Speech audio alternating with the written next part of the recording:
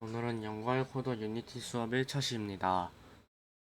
먼저 유니티 2021.1.13F1을 가지고 저는 설명을 하도록 하겠습니다.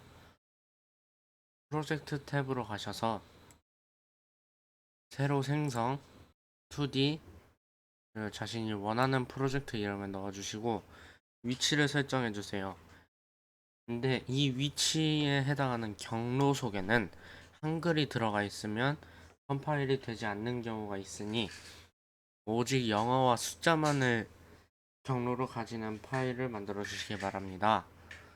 이후 생성을 누르게 되면 이런 식으로 프로젝트가 생성이 되게 되는데요. 얘를 클릭해서 열어주세요.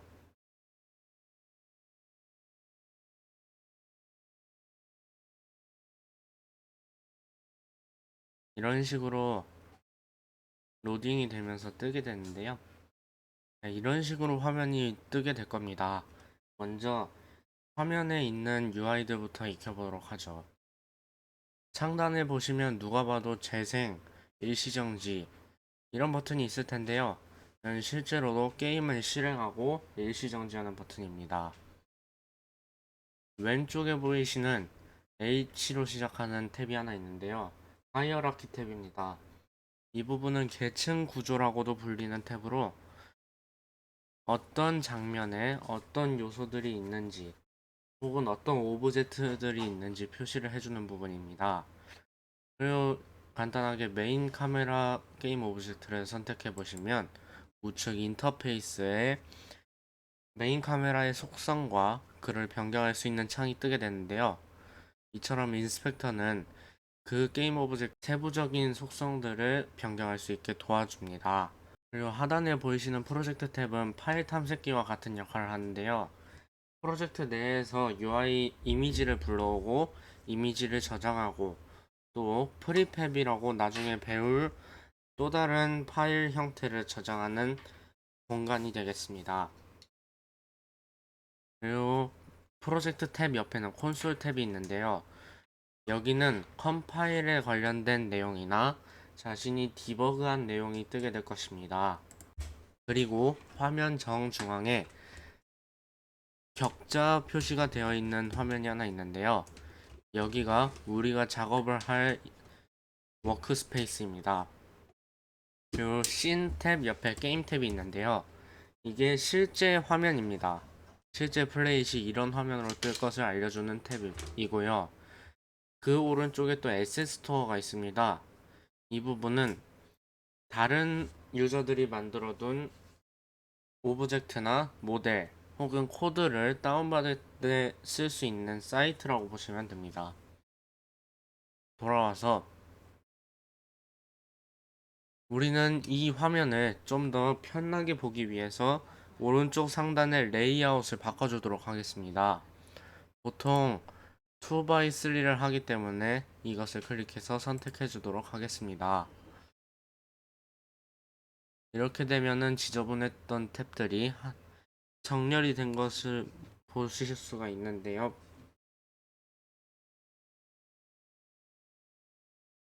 여러분은 이 부분이 테스트가 아니라 샘플 씬으로 보일 겁니다. 여기 에셋의 씬에 들어와서 샘플 씬을 한번 클릭하시면 이름을 변경할 수가 있습니다. 여기서 자신이 원하는 영문명으로 넣어주세요. 그러면 이 위치에 똑같은 이름이 뜨는 걸 확인하실 수가 있을 겁니다. 안 뜨신다면 더블 클릭을 해서 열어주시면 됩니다. 간단하게 2D 오브젝트를 만들어 보겠습니다. 하이어라키 탭에서 아무것도 없는 빈 공간에 우클릭을 하고 2D 오브젝트, 스프라이트, 서클을 불러오겠습니다. 게임 화면 정중앙에 흰색 원이 생긴 것을 보실 수가 있는데요. 인스펙터 탭에도 이러한 속성들이 뜨는 것을 확인하실 수가 있습니다. 하나씩 설명해드리자면 트랜스폼은 좌표라고 보시면 됩니다. 화면상에서 이 오브젝트가 어느 위치에 있는지, 어떤 방향을 가지고 있는지, 그리고 어떤 크기를 가지고 있는지를 확인할 수가 있고 또한 변경할 수가 있습니다. 이것들을 조작하는 방법은 X, Y, Z 부분에 커서를 올려보면 커서 양옆에 화살표 표시가 뜨면서 무언가를 변경할 수 있는 상태가 됩니다. 이 상태로 드래그를 하시면 화면에서 여러가지 속성들이 변화하는 것을 확인하실 수가 있습니다. 유니티에서 Y좌표는 위쪽이 더 크고 아래쪽이 더 낮은 상태고요. X좌표는 오른쪽이 더 크고 왼쪽이 더 작은 상태입니다. Z값 같은 경우는 3D 프로젝트를 위해 만들어진 것이기 때문에 우리는 X, Y 두 가지만 다루게 될 것입니다. 로테이션도 원하면 변경을 할 수가 있습니다. 근데 로테이션은 지금 보시듯이 뭔가 부자연스러운 걸 확인하실 수가 있는데요. 우리가 원하는 모양으로 돌아가게 하기 위해선 여기선 Z를 돌려주셔야 됩니다. 그러면 보통의 회전처럼 정상적으로 돌아가는 걸 확인하실 수가 있습니다. 그리고 여기에는 저장 버튼이 찾아 들어가기가 어려운 위치에 있습니다. 파일, 세이브에 있는데요. 그래서 보통 컨트롤 S를 눌러서 저장을 하게 됩니다. 지금 테스트 씬 제목 옆에 별표가 있죠. 이것은 저장이 안 됐다는 뜻입니다.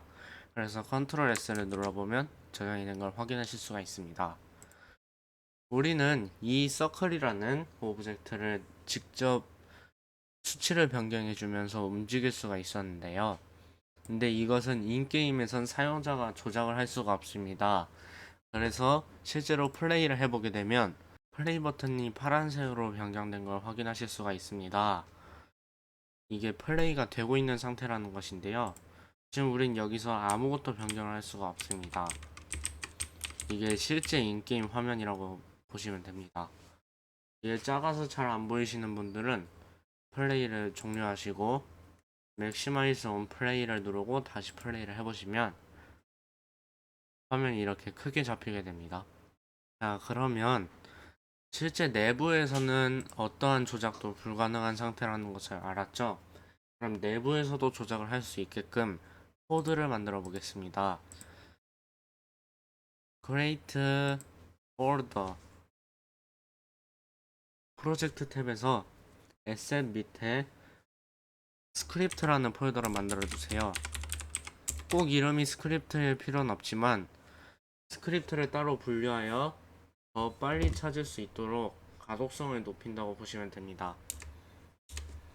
요 속에 들어와서 우클릭 create C# 스크립트를 눌러주시고요. 이 역시 자신이 원하는 영문명으로 넣어주세요. 단 이름이 한글이면 안 되는 것도 똑같고요. 단 한 번 이름이 정해지면 다시 바꾸면 오류가 생기므로 바꿀 수가 없으니 잘 정하시기 바랍니다. 그럼 이렇게 코드가 생성이 된 걸 보실 수가 있는데요. 여기서 엔터를 한번 누르시거나 더블 클릭을 하시거나 인스펙터 창에서 오픈을 눌러주시면 비주얼 스튜디오와 함께 열리게 될 것입니다.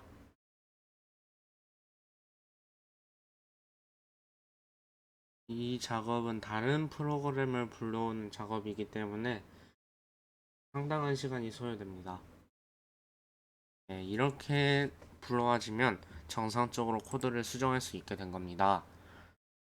코드를 하나씩 설명을 해드리겠습니다. 일단 윗부분은 C++나 C++에서 include를 통해 라이브러리를 불러오는 것처럼 우리가 필요한 코드들을 담은 것들을 불러오는 것입니다.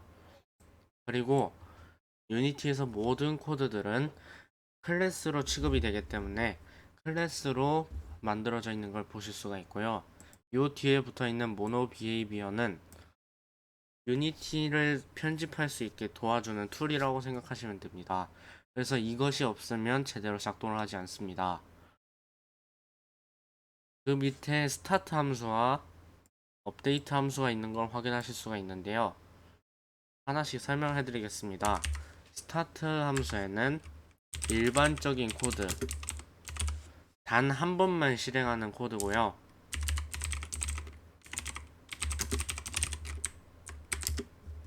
업데이트 내부에는 프로그램이 실행되는 동안 계속 반복되는 코드입니다.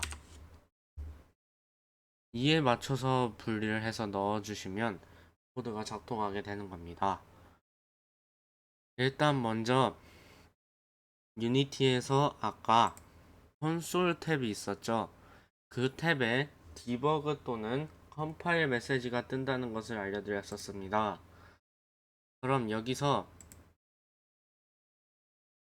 디버그 메시지를 한번 띄워보도록 하겠습니다. 한 번만 실행해도 되기 때문에 디버그 한 번만 실행해도 되는 스타트 함수에 넣도록 하겠습니다.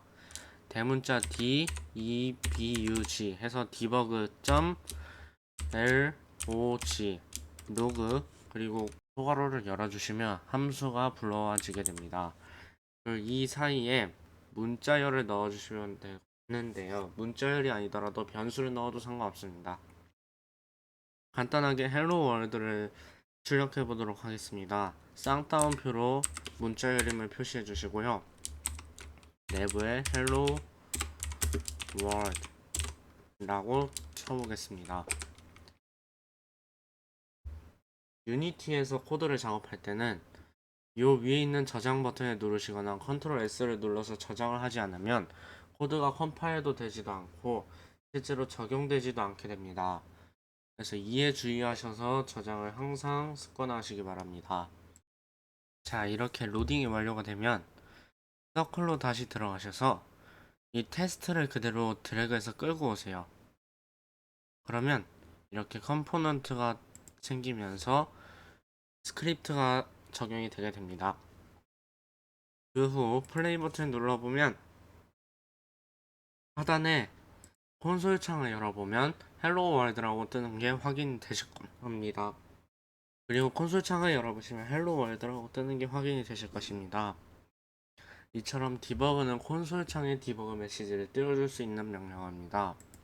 다시 비주얼 스튜디오로 돌아와서 유니티 코딩의 가장 기본적인 개념들을 배우도록 하겠습니다. 모든 코딩이라면 다 있는 일단 변수부터 알려드리도록 하겠습니다. 변수는 자료형, 변수명, 그리고 프로그래밍에서 마침표를 의미하는 세미콜론을 쳐주시면 됩니다.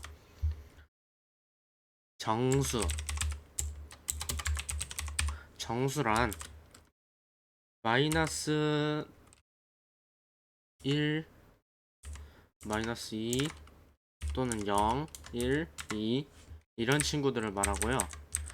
정수를 저장을 할 때는 int 자료형을 쓰게 됩니다. int 자료형에 자신이 원하는 변수명, 이것도 영어로 넣으셔야 합니다. 그리고 세미콜론을 넣어주면 abc라는 정수형 변수가 만들어진 것입니다. 그리고 이제 실수는 미스테이크의 그 실수가 아닙니다. 0.1 혹은 0.002 이런 친구들이 이제 실수로 불리는 아이들이고요. 실수를 저장할 때는 플롯과 도블이 있지만 우리는 이 중에서 플롯을 사용하게 될 것입니다. 그래서 이에도 똑같이 플롯 num 세미콜론 하면 세미콜론 하면 num의 이름을 가지는 플롯 형태의 변수가 생성이 된 것입니다. 마지막으로 문자열입니다. 문자열은 스트링을 사용합니다. 스트링 뒤에 변수명을 넣고 세미콜론을 넣으면 문자열을 저장할 수 있는 변수가 만들어집니다. 그리고 변수들이 여러 개 겹쳐져 있는 배열에 대해 알아보겠습니다. 배열은 말 그대로 변수들이 배열된 것인데요. 여러 개의 값을 저장할 수 있다고 보시면 되겠습니다. int형 배열 같은 경우는 int 배열명 그 뒤 이걸 붙여주시면 됩니다. 이게 보통의 프로그래밍이었다면 C# 유니티에서는 이런 식으로 넣어주셔야 합니다. 이렇게 하면 어레이 변수가 생성이 되는데요. 여기에 초기 값을 넣어줄 때는 같다를 의미하는 는을 넣고 중괄호를 열은 다음 이 속에 인수들을 넣어주시면 됩니다. 그리고 중괄호를 닫아주시면 이 상태로 어레이 배열이 생성이 되게 됩니다. 어레이 배열의 첫 번째 인자는 어레이 그리고 대괄호 0을 넣어주시면 어레이 0번 배열에서 인덱스 즉 순서는 0부터 시작하게 됩니다. 그래서 이 부분이 사실 0이 되는 거고 여기가 1, 2, 3, 4가 되는 것입니다. 그래서 0 어레이 0번은 1이 되는 것이고 어레이 1번은 2가 되는 것입니다. 이 외에 플롯의 경우 이렇게 넣어주시면 실수를 저장할 수 있게 됩니다. 스트링도 마찬가지로 넣어주시면 되고요. 이렇게 되면 이제 이런 숫자들이 아닌 쌍따옴표로 분리가 되는 문자열을 넣게 되는 것입니다.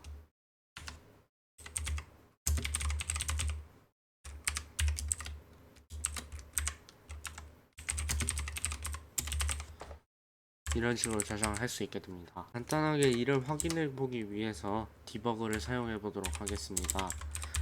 int형 배열의 어레이는 중괄호 1, 2, 3, 10 이렇게 숫자를 넣어주도록 하겠습니다. 그 후 아까 했듯이 debug.log 그리고 어레이 0번 debug.log 어레이 1번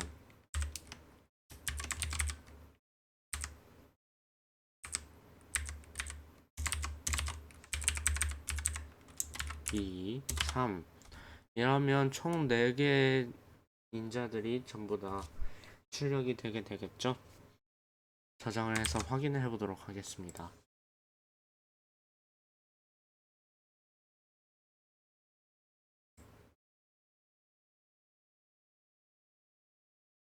콘솔을 열어보시면 1, 2, 3, 12 순서대로 출력이 된 걸 확인하실 수가 있습니다.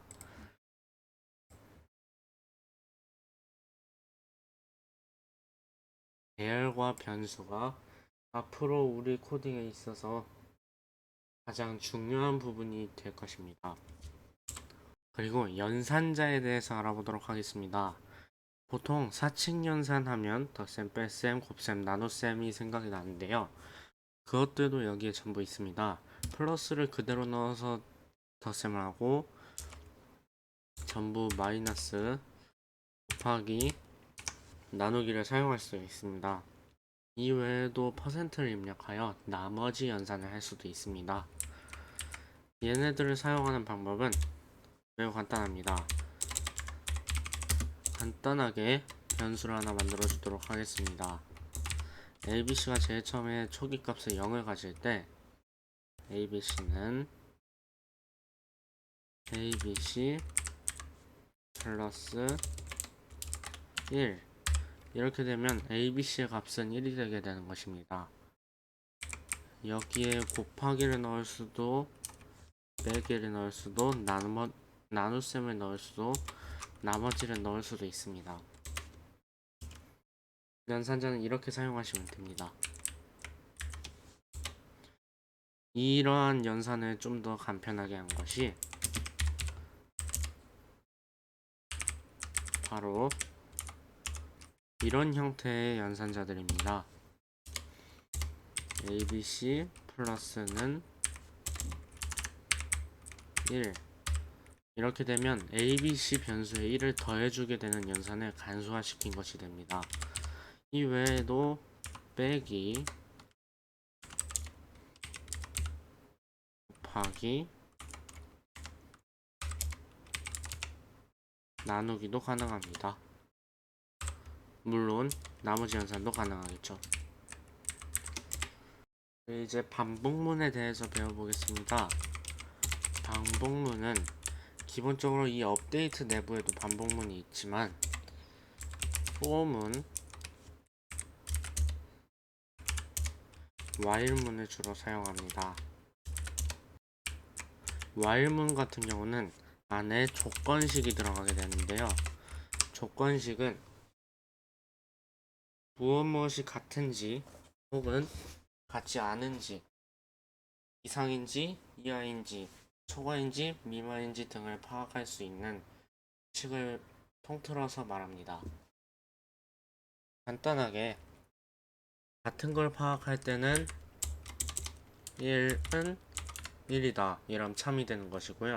1은 2이다 이럼 거짓이 되는 것입니다. 여기서 는을 한 번 쓰지 않고 두 번 쓰는 이유는 한 번 쓰는 것은 아까 보셨다시피 무언가를 지정해 줄 때입니다. 그래서 그것과 구분하여 사용하기 위해 는을 두 번 써주는 것이고요. 다르다는 것을 표현할 때는 느낌표 는을 하고, 초과는 일반적인 부동어, 미만도 일반적인 부동어, 이제 이상 이하는 그 뒤에 는을 붙여주시면 됩니다. 포문은 약간 특별합니다. 여기는 안에 세미콜론이 두 개가 들어가 세 개로 칸을 구분을 해주는데요. 첫 번째 칸에는 초기 값을 넣어주게 됩니다. 보통 여기서 변수를 하나 생성하게 되는데요. 이곳이 조건이 들어가는 부분입니다. 마지막으로 이 밑에 있는 코드가 한 바퀴 돌았을 때 어떤 코드를 실행해 줄지 넣어주는 부분입니다. 이 밑에 있는 코드가 실행이 되면 다시 위로 올라와서 abc 이것은 abc에 1을 더해준다는 뜻입니다. 즉 이거와 같다는 소리죠. 그래서 abc에 1을 더했을 때 조건 abc는 1이죠. 1은 10 이하이기 때문에 이 조건이 성립해서 밑에 있는 코드가 다시 반복이 되게 됩니다. 총 그래서 이 반복문 같은 경우는 0부터 10까지 11번 반복하게 되겠네요. 이를 정확히 10번 반복하게 하기 위해서는 여기를 1로 바꿔줘도 되고, 여기 부등식을 이렇게 바꿔주셔도 됩니다. 이러한 반복문은 서로 중첩이 될 수 있습니다. 반복문 안에 또 반복문을 만들고, 그리고 그 안에 또 만들고, 이런 식으로 중첩을 시킬 수가 있습니다. 그럼 이제 반복되는 횟수는 배가 되겠죠. 그리고 이제 함수에 대해서 배워볼 겁니다. 함수는 자료형, 함수명, 소괄호, 인자, 그리고 중괄호로 이루어지게 됩니다. 간단한 예를 들자면 자료형의 대표적인 건 인트가 있죠. 함수명은 영어로 아무거나 넣으셔도 상관없습니다. 저는 펑션을 뜻하는 f를 하나 쳐주도록 하죠. 소괄호, 저는 인자를 안 받을 거고요. 중괄호로 열어주시면 함수가 만들어지게 되는 것입니다. return, 값을 반환해 줄 것입니다. 왜냐?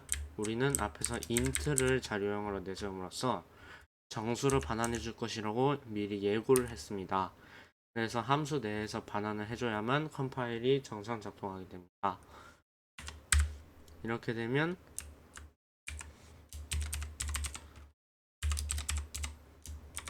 이렇게 했을 때 1이 출력되는지 확인해 보죠. 왜냐? f 함수는 1을 반환시켜 주기 때문에 이 부분에는 1이 들어오게 되기 때문이죠. 저장해서 확인을 해봅시다.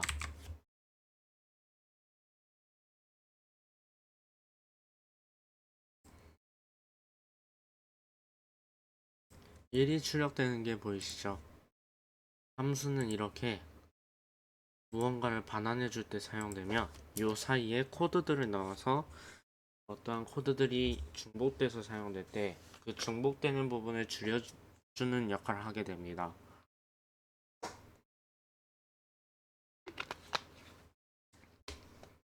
이 함수에서는 한 가지 특성을 더 배워야 합니다.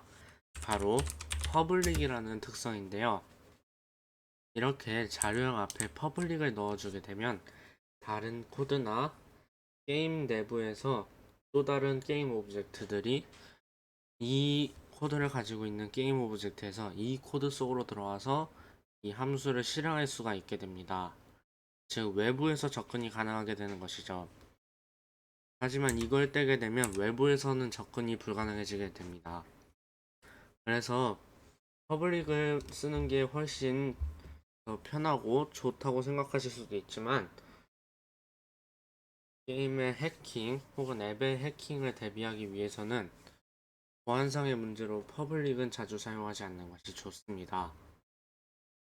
이제 아까 이 원형을 가지고 있는 오브젝트를 인게임 내에서 직접 조정을 해봅시다. 우리는 키보드와 마우스를 사용하여 이들을 조정할 것입니다. 이러한 키를 입력하거나 마우스를 조작하는 등의 행동은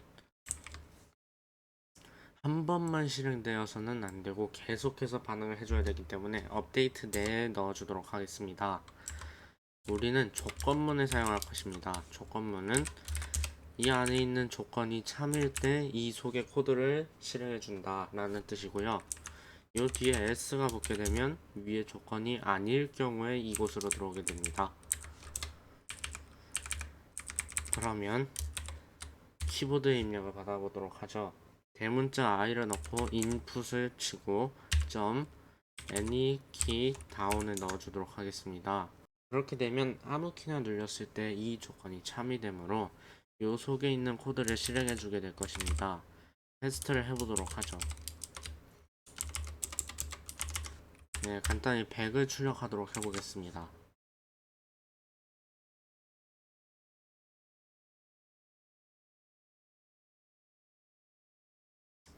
지금 상태에서는 어떤 키를 눌러도 반응을 하지 않을 것입니다.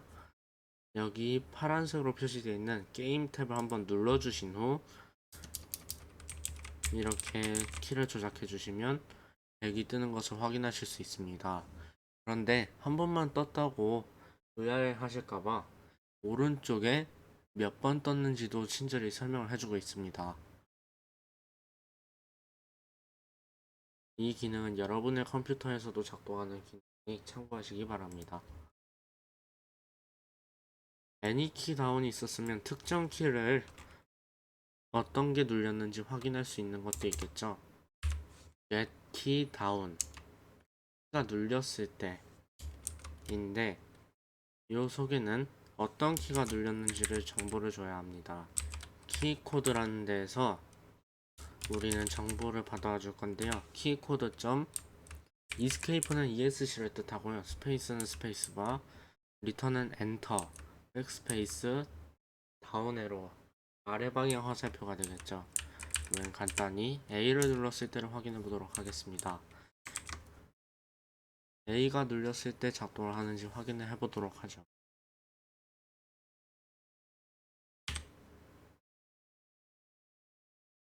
이렇게 100이 다시 뜨면서 A가 눌렸다는 걸 표시해주고 있습니다.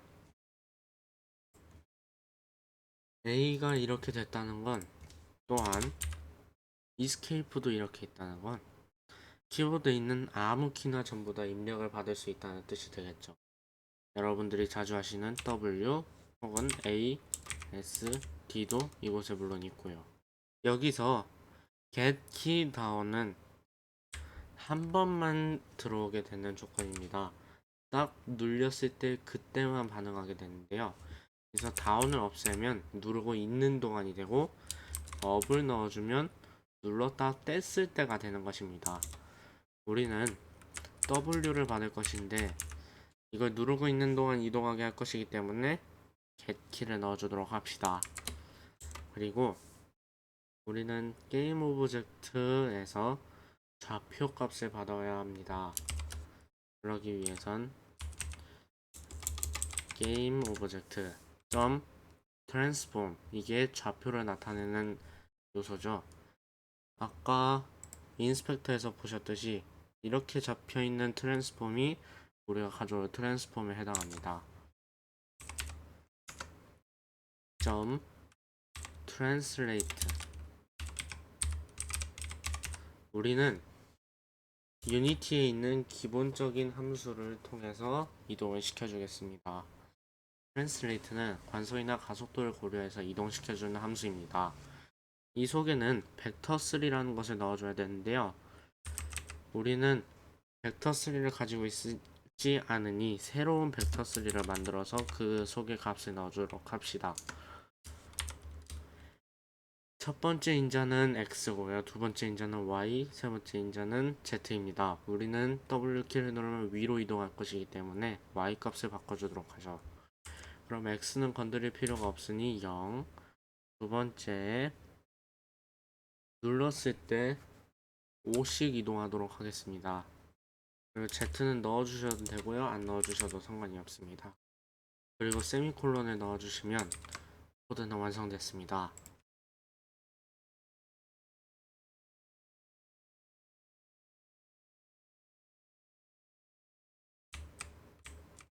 지금 뭐가 순식간에 지나갔죠? W를 눌렀을 때. 스크롤하면 씬 부분이 작아지게 되는데요. 이렇게 계속 이동을 하고 있는 걸 볼 수가 있습니다.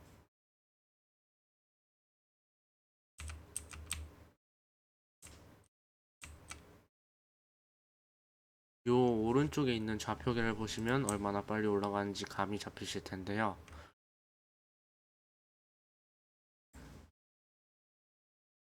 이 업데이트 함수 같은 경우는 1프레임에 한 번씩 들어오므로 매우 빠른 속도로 들어오게 됩니다. 그래서 우리는 0.01만큼만 해도 충분히 빠를 겁니다. 근데 지금 왜 여기에 오류가 나는지 아시나요? 지금 여기 부분은 소수로 넣게 되면 도블로 들어가서 그렇습니다. 하지만 벡터는 플롯으로 맞기 때문에 뒤에 F를 한번 붙여주시면 됩니다. 그리고 다시 가보면 느려진 게 체감이 되실 겁니다.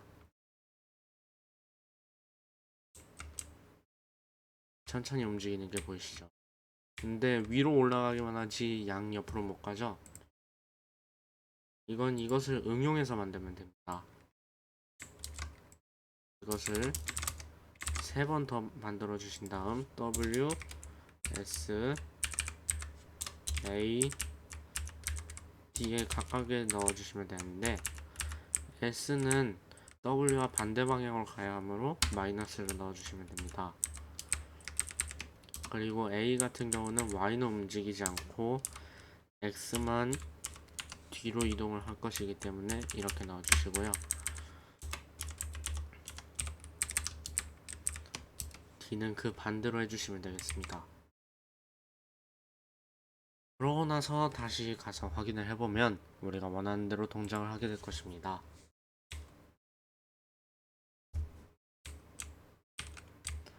우리가 원하는 대로 대각선 이동도 되고 W, A, S, D 역할을 완벽하게 하는 걸 보실 수가 있습니다.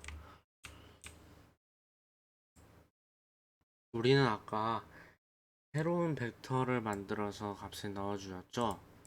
근데 이렇게 새롭게 만들지 않고 아예 변수로 지정해주는 방법도 있습니다.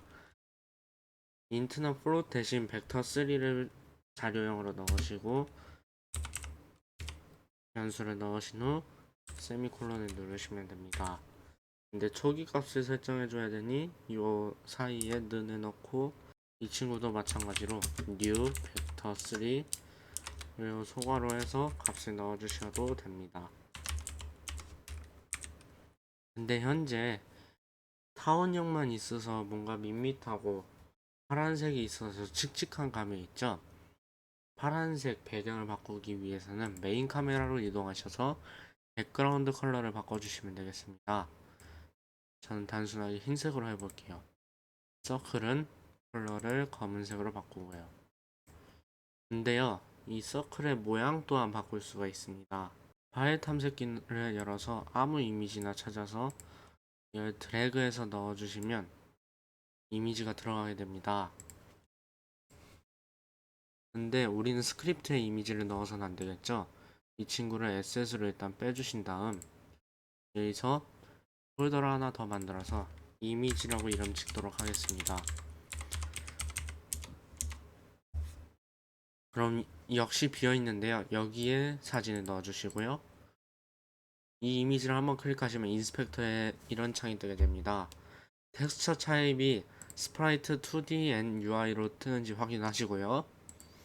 이후 서클에 들어가서 스프라이트 부분에 이미지를 넣어주시면 되겠습니다.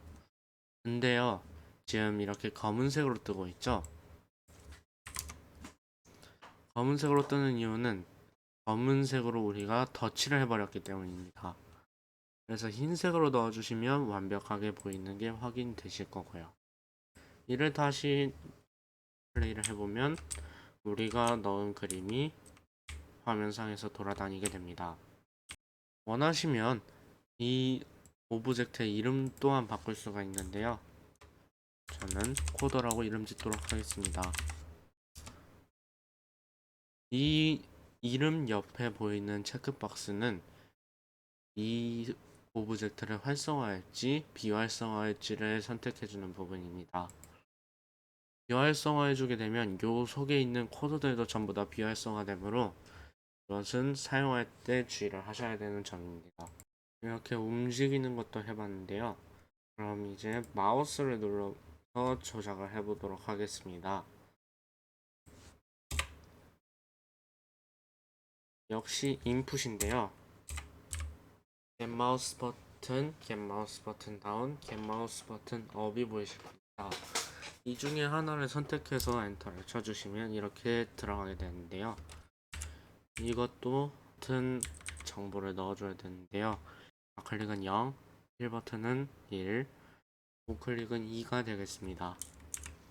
그럼 이제 마우스 버튼 좌클릭을 했을 때 위로 올라가게 되면 정상 작동을 하는 것이겠죠.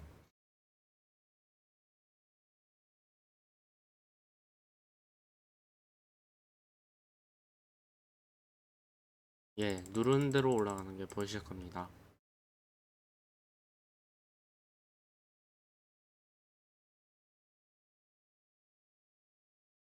지금 이 창을 제가 어떻게 다루는지 궁금하신 분들이 있을 것 같은데요. 스크롤을 통해서 확대하고 축소를 할 수 있고요. 1 버튼을 누르면 이렇게 이동을 하실 수가 있습니다. 그리고 우클릭을 눌러도 이동을 하실 수가 있고요. 좌클릭은 이렇게 드래그를 해서 선택을 할 수가 있게 됩니다. 이 화면에서 왼쪽 상단에 보시면 많은 버튼들이 있는데요. 이 사각형을 눌러주시면 이 부분이 이렇게 바뀝니다. 이걸 통해서 우리는 우리 편의대로 이미지를 조작할 수가 있게 되죠. 그리고 되돌리기를 원하신다면 컨트롤 Z를 누르시면 됩니다. 우리는 특정 좌표로 이동하는 것도 배울 겁니다. 특정 좌표로 이동하는 것은 매우 간단합니다. 게임 오브젝트 점 트랜스폼 점 포지션은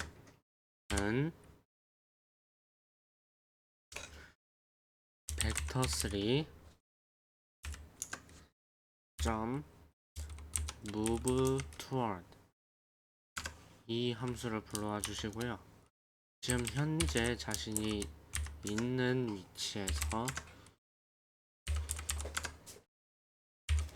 갈 곳의 위치로 지금은 정해진 게 없으니 벡터 3로 만들어 주도록 합시다. 10에 10으로 이동하도록 해볼게요. 그리고 몇 초 동안 이동할 건지 이 역시 플로트 형태로 가공해서 넣어주시면 됩니다. 저는 2초 동안 이동하도록 해볼게요. 그리고 이 역시 세미콜론을 찍어주시고요. 저장을 해보면 플레이를 했을 때 이동하는 게 보이셨나요? 이 씬에서 보이면 씬을 더 자세히 보시면 확인이 되실 겁니다. 2초 동안 이렇게 움직인 게 보이실 겁니다. 근데 지금 이렇게 게임 화면을 줄이니까 씬에 있는 카메라 크기도 바뀌었죠? 이러면 나중에 UI를 작업하는 데 있어서 배치가 흐트러지거나 비율이 달라지는 문제가 발생할 수 있습니다. 그래서 프리 offset에서 뭘 하나 골라서 선택을 해주시면 그걸로 계속 고정이 되게 됩니다. 줄이거나 늘려도 말이죠. 아까 만든 코드를 다시 불러오도록 하겠습니다. 이 코드는 한 가지 문제점이 있습니다. 모든 사람에게 공평하지 않다는 점이죠. 업데이트 아까 뭐라 했죠? 한 프레임에 한 번씩 들어온다고 말씀드립니다. 그러면 프레임이 낮은 안 좋은 컴퓨터에서 하는 분들은 속도가 더 느려질 것입니다. 따라서 우리는 이전 프레임과의 차이를 구해서 그것을 반영시켜 줘야 됩니다. 그것이 바로 타임.델타 타임입니다. 이전 프레임과 현재 프레임 사이에 얼마의 시간이 지났는지 알려주는 부분인데요. 이렇게 해서 이동 속도에 곱해주게 되면 이동 속도가 일정하게 되겠죠. 또 이렇게 곱해주게 되면 속도가 전보다 조금 더 빨라질 것입니다.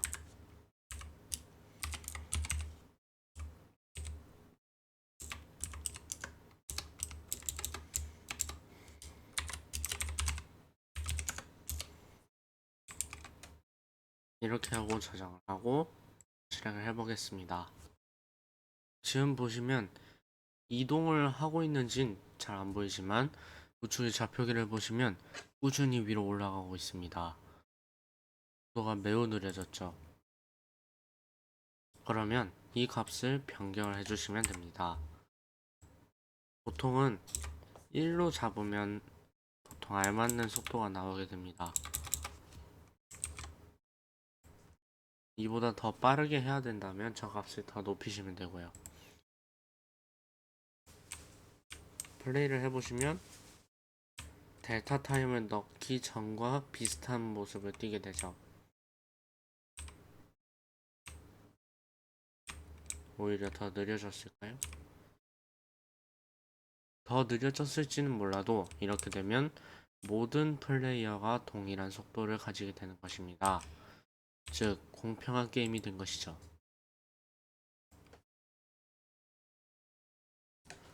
속도를 올리고 싶으시다면 이 부분의 숫자를 바꾸시면 됩니다. 이걸 이용해서 전진 속도와 후진 속도를 다르게 만들 수도 있겠네요.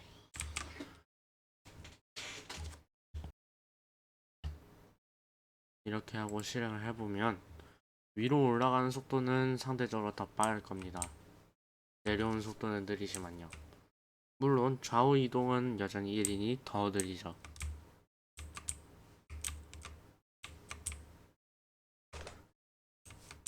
이런 식으로 방향마다 속도를 바꿔서 만들 수도 있습니다. 지금은 우리가 WD 키 혹은 2개 이상의 키를 눌러서 대각선으로 이동하고 있지만 애초부터 대각선으로 이동하게 하는 방법이 있습니다. 그것은 X, Y 둘 다의 변화를 주는 것인데요. 이렇게 넣게 되면 둘 다 전진하는 방향이니 우측 상단으로 이동하게 되겠네요. W를 누르면 우상단으로 이동하는 게 보이실 겁니다. 이렇게 애초부터 대각선으로 이동하게끔 만들 수도 있습니다.